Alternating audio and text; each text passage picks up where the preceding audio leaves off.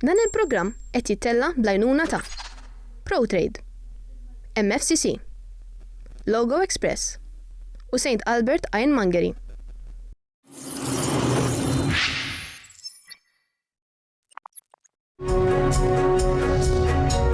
Int min int huwa produzzjoni imtella mill-istudenti tat-tielet sena tal-Baċċellerat fil-Midja fl-Istitut tal-Arti Kreattiva fi ħdan l-MCAST.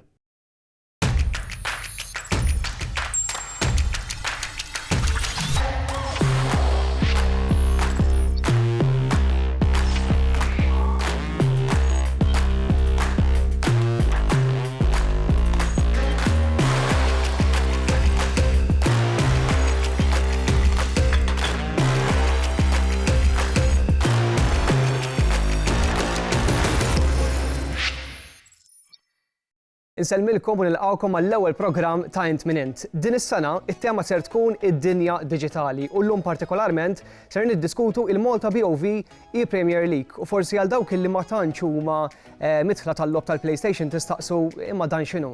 Ħankun qed nitkellmu dwar dan fil-fatt ma' żewġ mistiedna tagħna Kirsten u Ryan illi huma familjari immens ma' dan is-suġġett. U ngħaddu mal-ewwel mal-mistiedna tagħna biex nibdew nitkellmu dwar dan kif intom l-ewwel nest. Għarrejt, grazzi tal-istedina. Grazzi jintom. Kirsten, ħanibdew minnek. Bħala l-moħħ wara l-esports hawn Malta, forsi tina daqsxejn ta' introduzzjoni għal dawk li qatt ma semgħu b'dan il-kampjonat eżatt x'inhu? Sewwa. Mela, l-esports in ġenerali ovvjament hija iktar hija industrija milli just competition waħda. Ġifieri meta nitkellmu esports qed nitkellmu fuq kompetizzjonijiet fuq video games, però ikunu ta' ċertu livell, ġifieri mhux just għax tintefa' tilab online inti qed tagħmel l-esports, ġifieri tkun qed tikkompeti ma' nies oħra ċertu livell ta' professjonalità u tista' sseħħ kemm bħala individu u anke bħala team. Ġifieri skont il-logħba li tkun tista' tilabha 1 versus 1 jew inkella skont kemm ikun magħmul it-team. F'dan l-aħħar snin nifhimni Malta qed isir iktar popolari, ġifieri tiġi iktar aċċettat u rispettat fej kumparat ma' 10 snin ilu, dak li jkun kellu iktar perspettiva ta' tfal jaħlu l-ħin, jilagħbu, eċetera, eċetera. L-lum il-ġurnata qegħdin nippromovu ħafna il-karrieri li jista' jkollok f'din l-industrija. Allura iktar ma jgħaddi żmien iktar din l-industrija tikber kemm madwar id-dinja u anke lokali. Speċjalment f'dan l-aħħar snin kien hemm qabża enormi f'dan is-settur ukoll. Però kif nibtet l-idea biex tibdew dan il-lig partikolarment li Premier League? Ekku, fil-verità li Premier League huwa proġett li għandna bisħab mal-Malta Football Association fejn inti bażikament kull sena EA Sports li huma l-iżviluppaturi tal-logħba jagħmlu a professional worldwide circuit. Issa li ġaraw li biex ikomplu jkabru din il-kompetizzjoni bdew jagħtu liċenzji lill-associations tal-pajjiżi. Jiġifieri apparti Malta, aħna naqgħu litteralment mal-livell tal-Premier League Ingliż, is-Serie A tal-Italja, Bundesliga, ġifieri aħna qegħdin nagħmlu l-istess ħaġa li qed jagħmlu daw fil-pajjiżi tagħhom. So għalina li rnexxielna nitfgħu mappa il-Malta fuq il-mappa ma' daw il-pajjiżi kien ta' achievement kbir. L-opportunità li hija li nagħtu l-plejers lokali biex min jirbaħ kull sena dan il-lig ikun jista' jikkompeti fil-Flea World Cup. Ġifieri kellna snin minnhom fejn irrebbieħ siefer, ġifieri din ġeneralment il-finali ssir ġol O2 Arena ġewwa Londra, ġifieri kun hemm skala kbira. Skala kbira, ġifieri eluf ta' nies isegwu online, eluf ta' nies ġo s-sala. Ġifieri hija xi ħaġa sabiħa li b'dan il-lig tirna xi nagħtu opportunitajiet il-plejers lokali biex anke jieħdu iktar minn hobby forsi jkun il-karriera tagħhom jieħdu iktar bis-serjetà. Semmejt l-opportunitajiet li qed tagħtu diversi players u wieħed mill-plejers li ħasem is-sena l-oħra fil-fatt qiegħed magħna Ryan fil-2022 sena l-oħra kont wieħed mill-parteċipanti. Kif kienet l-esperjenza tiegħek f'dan il-lig? L-ewwel nett tibda titrenja mid-dar minn qabel biex inti mbagħad għax inti jkollok il-fażi ta' l-offline qualifier fejn inti titmur tirbaħ 4 logħbiet minn 6 u mbagħad wara jekk tirbaħ 4 minn 6 tikkwalifika biex tirrappreżenta klubb. Sena l-oħra kont ma' Valletta. Ovvjament bħalma diġà qed titrenja naqa' mid-dar ovvjament u anke ma' plejers ta' livellu għali anke ma' nies barranin biex ovvjament imbagħad meta tmur biex tikkompeti ma' nies lokali tkun qiegħed preparat tista' tgħid. Bażikament bieħdu dak isek tittenja ħafna biex u mbagħad tkun tista' tikkompeti ma' nies li jieħdu sehem fil-kompetizzjoni. U x'ħajrek però biex jngħidu hekk tibda dan l-isport professjonalment? Efhem, minn dejjem kont nilgħab FIFA minn meta kont żgħir, ġifieri minn dejjem kont nilgħab il-logħba u mbagħad minn meta bdew isiru dawn kompetizzjonijiet ta' livell għoli fis-sens dejt nipprova mill-ewwel sena li sar u mbagħad kont ikkwalifikajt u mbagħad minn hemm jisni bdejt noħod iktar bis-serjetà għax imbagħad ovvjament assumejt li ħajbqgħu għaddejjin bħalma ġara ġifieri għadhom għaddejjin s'issa u s'issa dejjem ikkwalifikajt u forsi qudiem nikkwalifikaw ukoll. Tajjeb ħafna. Iltqajna ma' 3 parteċipanti, 3 finalisti propju tal-edizzjoni tas-sena l-oħra ħamorru biex naraw daqsxejn unsiru nafuhom ftit aħjar.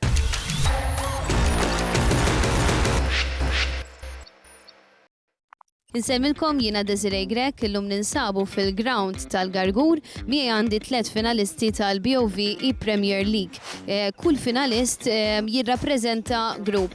Għal grupp A għandna lil Gianluca Sant, għal grupp B għandna lil Kirsten Xiberras u għal grupp C għandna lil Matteo Vella. Mela tlaqna sabiex insiru nafu aktar fid-dettall lil dawn il-finalisti. Min taħsbu li huwa l-aktar player paċenzjuż?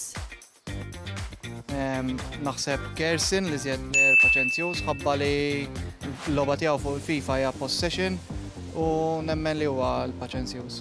Mela, naħseb l-aktar player paċenzjuż Kirsten għax Gianluca ġie rajtu taqbiżlu waqt il-lob u jien minix skur. Jiena bil-mod kif nilgħab il-logħba FIFA nilgħab paċenzjuż kan bil-mod. Allura naħseb jiena iktar wieħed paċenzjuż. Dan il-plejer iħobb isegwi l-NBA u l-boxing. Naħseb li Gianluca ġieli rajtu jsemmi xi affarijiet ta' sports oħra u naf li interessa ruħu b'dan affarijiet. Gianluca naraħ jitfa' ħafna posts fuq Instagram ta' NBA u naħseb apparti futbol naħseb jara NBA ukoll. Jiena li idoli tiegħi huma Tyson Fury u Kobe Bryant u allura bqajt insegwi dak l-isports ħabba fihom. Dan il-plejer beda jieħu sehem fil-lig din is-sena. Matteo, is-sena oħra kien jikkompeti fuq Rocket League u kien plejer professjonali tagħha. Allura dis-sena Matteo huwa plejer ġdid fil-lig. Matteo? Jiena qabel kont nikkompeti f'logħba oħra, Rocket League, u dis-sena xtajt FIFA bl-intenzjoni li nipprova nikkompeti għal dal-lig. X'inhi l-logħba Rocket League? Rocket League bażikament hija futbol bil-karozzi, 3 kontra 3, tiskurja bħal-futbol normali. Dan il-plejer intaqa' ma' bosta plejers internazzjonali fosthom Rodri, Sergio Ramos u Thiago. Matteo? Naħseb illi Gianluca għax naf li supporter kbir tal-Milan. Jiena meta kienu ġew jilagħbu Spanja kontra Malta kont iltqajt ma' bosta plejers ta' Spanja. Dan il-plejer mar jara l-logħba bejn Chelsea kontra Arsenal fl-2015. Naħseb illi Kirsten naf li ġieli sifer jara xi logħb min ix-ċert l-imlob imma naħseb Naħseb mar jara Kirsten għax naħseb iżomm ma' Chelsea. Jiena kont mort nara l-final bej Arsenal u Chelsea li kien rebħu l-Arsenal 1-0. U hekk għadna kif sirna nafu ftit aktar mill-qrib li 3 mill-finalisti tal-BOV Premier League edizzjoni 2022.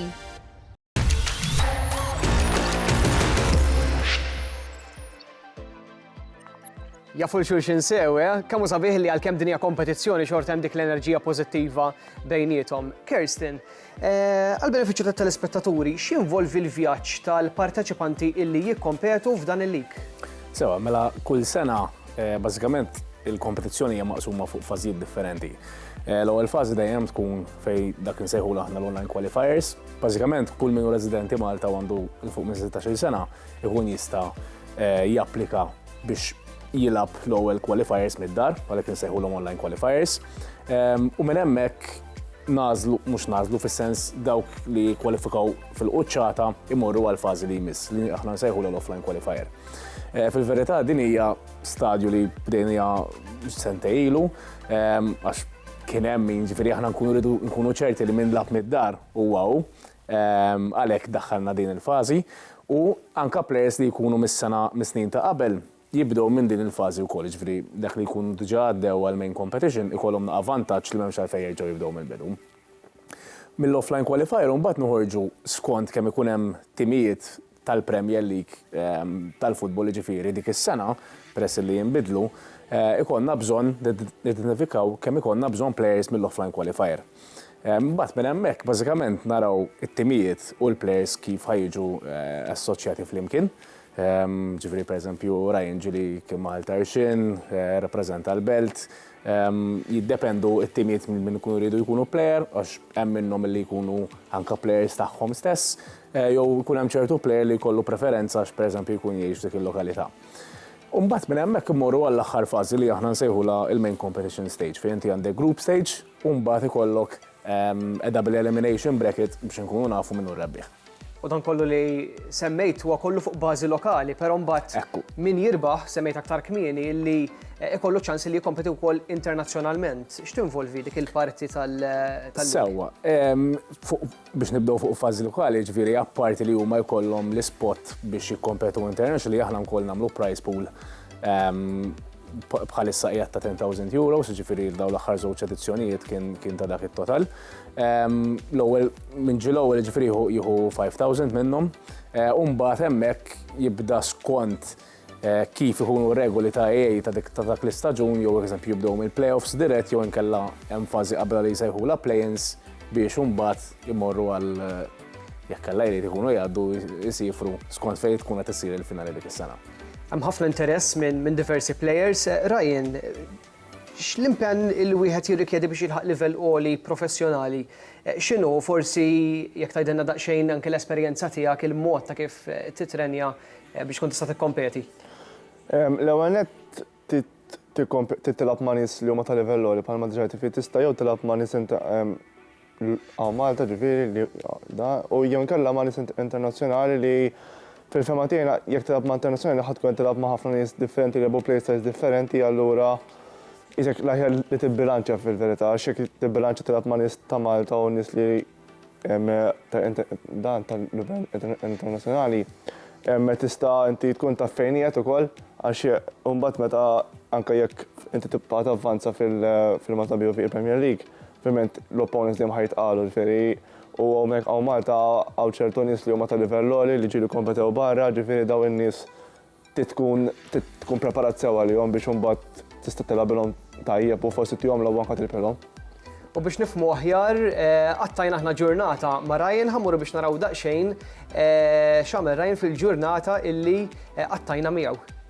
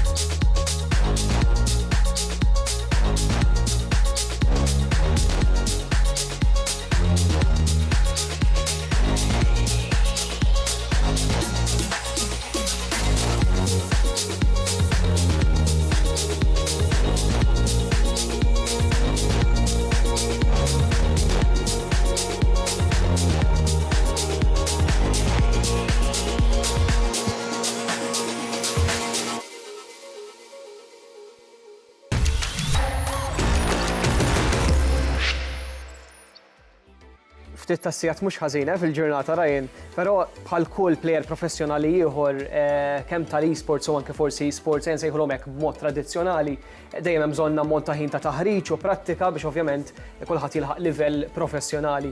Kirsten, malli nisar jafu li ħanamlu programm fuq dan is-suġġett saqsewna min interessat kif jista' japplika propju biex jieħu sehem f'dan il-lig.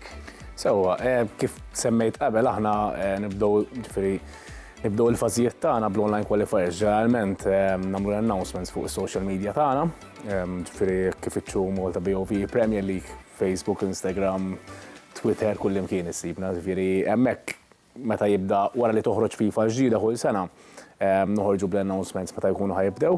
Mbagħad għandna website ta' maltaepremierleague.com fejn dak li jkun jista' jagħmel account u jibda billi japplika għall-online qualifiers minn hemmhekk.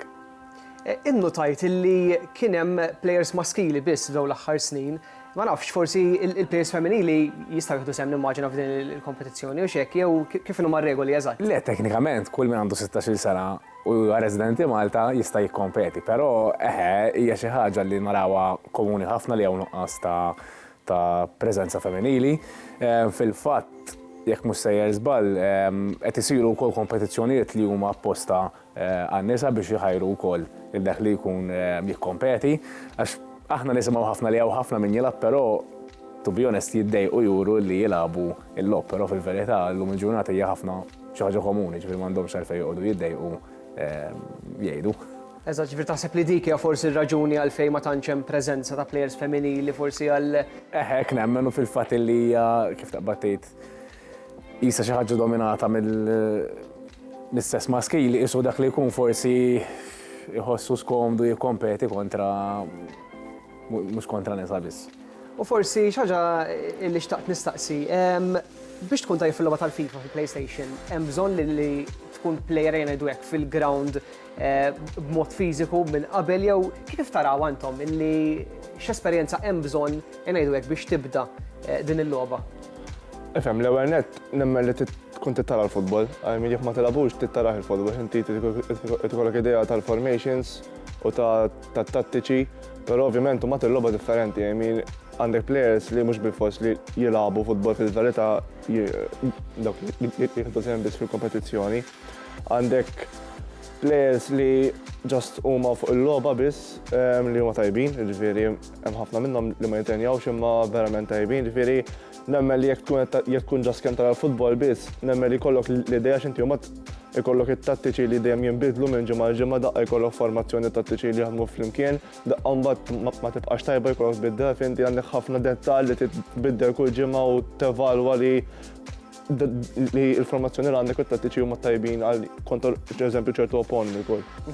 Okay, il-plejers illi labu nista' ngħidu hekk kollha kellhom xi tip ta' esperjenza fil-futbol fiżiku jew kif huma mqasmin l-esperjenza ta' dawk li ħadu sehem? Sewwa le fimni ġeneralment at one point in their life naħseb kellhom xi esperjenza tal-futbol. Issa hemm min literalment għadu jilgħab anke kellna plejers li jabu ma' Malta, ġifieri kellna bħal Dunstan Vella, Sean Demek, it-tnejn huma wieħed plejer tal-Hibs u wieħed ta' Valletta, ġifieri anke kellna Marcellina li huwa plejer tal-Ħamrun, li dawk huma ovvjament jilagħbu l-aqwa livell lokali f'livell Premier. Mbagħad kellna min pereżempju kien kif semmejt qabel mbagħad hemmhekk fejn jidħol għal xi jażlu dak il-klabb partikolari x'eżempju meta kienu żgħar jew nursery jew hekk kienu jilagħbu magħhom. Jidhirli illi naħseb għall-qasmi li huma l-finalisti naħseb kważi kollha kellhom esperjenza xi żmien f'ħajjithom tal-futbol. U biex inkomplu fuq li beda jgħid Ryan, hemm players li forsi ma jilagħbux daqshekk ħin fil-logħba però li għandhom background ta' futbol kif semmejt bħal Sean Dunstan illi hu tidher fihom li għandhom ċertu football knowledge illi jużawha fil-logħba. Allora xi sarfu dawn il-plejers tal-BOV Premier League però fil-pitch issa.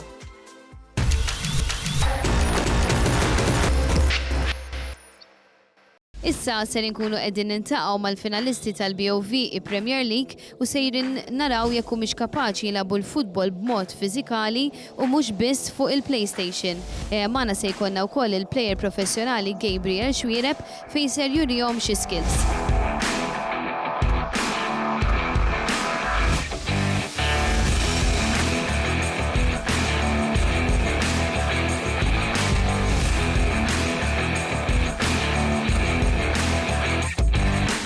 Jiena Gabriel Xwiereb, għandi 19 sena, nelab mal-Nashar Lions, mas-senior teams u mal-minors, nelab fuq qoddim u ili nelab minn mindu kont żgħir.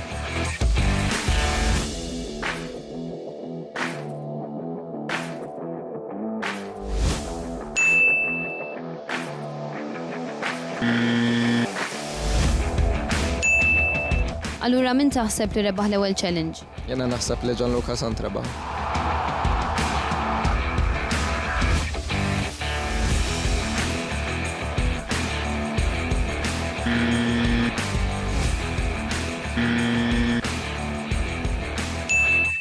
Min taħseb li rebaħ it-tieni challenge?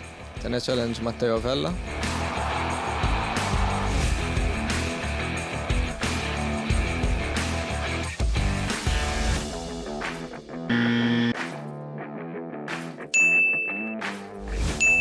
Min taħseb li rebaħ it-tielet challenge?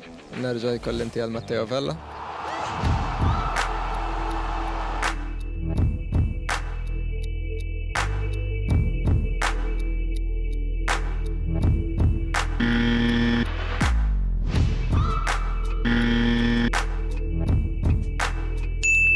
U min taħseb li rebaħ ir-raba' challenge? U l-aħħar darba l-Matteo Vella. Kif stajna naraw il-finalisti tal-BOV Premier League mhux kollha huma mħarġa fil-logħba tal-futbol b'mod fiżikali u għalhekk naħseb li l-aħjar li jibqgħu jilagħbu l-logħba tal-futbol minn fuq il-PlayStation. Game over.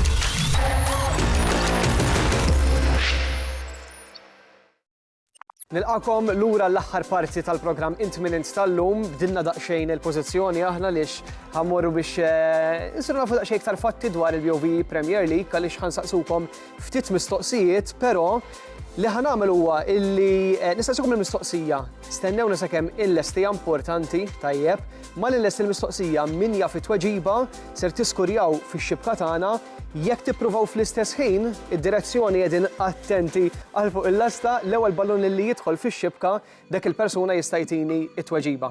Nibdew? Tajjeb. Mela min kien ir-rebbieħ tal-ewwel edizzjoni tal-Malta BOV Premier League?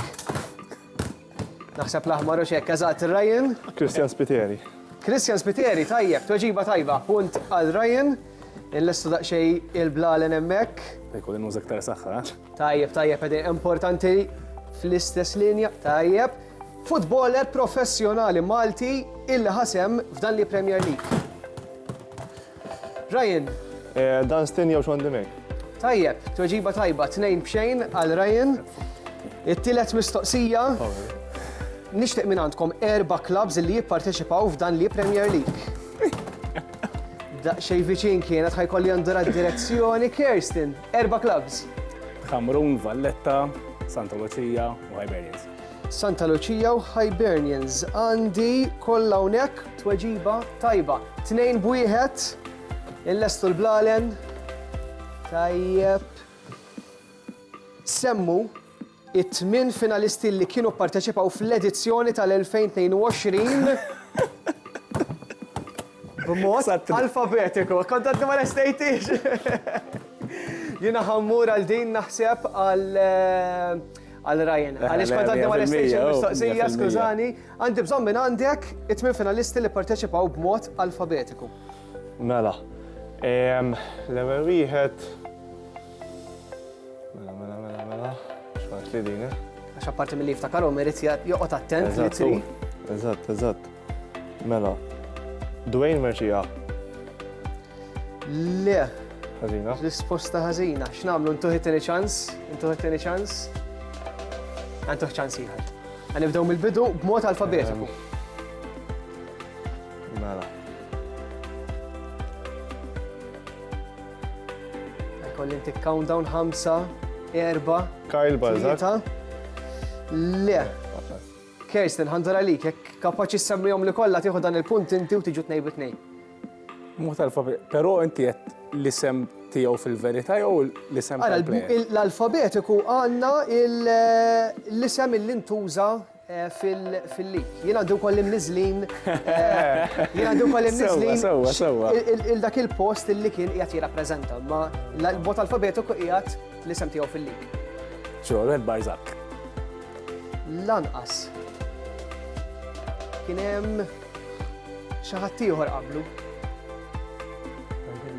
Le, mela, ħankonna mmorru għall-li miss, kienet Però daqsxejn. għandi kurzità, minn kien? L-ewwel waħda kienet Bartolo FIFA. Kienet tiġi qabel Barzak. Ifhimni għandek l-ewwel tliet itri li huma l-istess, jiġifieri kien daqsxejn diffiċli di kolli nammetti, però ħanaddu għall-li miss. Fl-imma sena beda il-Malta BOV Premier League. Iva? 2019. Tajjeb, risposta tajba, u ġejtu 2-2, ġvira ħajkonna mmorru għad-decider issa l-aħħar mistoqsija illi min jirnexxilu jtini tweġiba tajba jirbaħ il-quiz tal-lum. Liema finalisti ħadu sem l-aktar f'dan li Premier League? Ryan? Mela, jiena, Ryan Kawhi, Iva? għandek Gianluca Sant. Gianluca kien wieħed minnhom, imma ħajkolli not l-ewwel risposta tiegħek kien hemm Gianluca u xi ħadd ieħor, ma forsi xi sittini tweġiba inti. Bartolo. Ħajkolli ndur d-direzzjoni il-minħan tiegħek tajjeb. Tajjeb, jiena naqbel miegħu. Mela Ryan jirbaħ il-quiz tal-lum, proset biskorta 3-2, proset. Grazzi ħafna immens li kontu magħna llum, tallimna ħafna dwar dan li Premier League fil-fatt u nawguralkom aktar suċċess għalikom għandna regal żgħir grazzi għall-sponsors tagħna u minn hawnhekk nixtieq nirringrazzja wkoll lill-istudenti tal-baċellerat fil-medja ġewwa l-MCAS tal-produzzjoni ta' dan il-programm u jiena niltaqa' magħkom il-ġimgħa d-dieħla għal edizzjoni oħra ta' Int Min Int.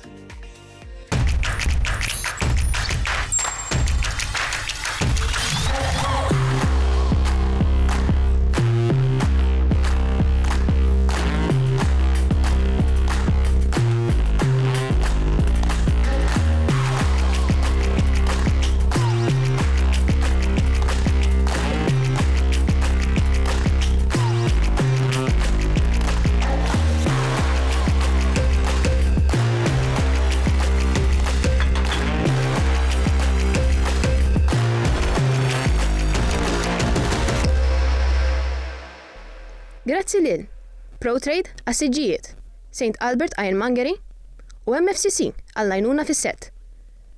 U Logo Express għal-rigali tal-mistednin.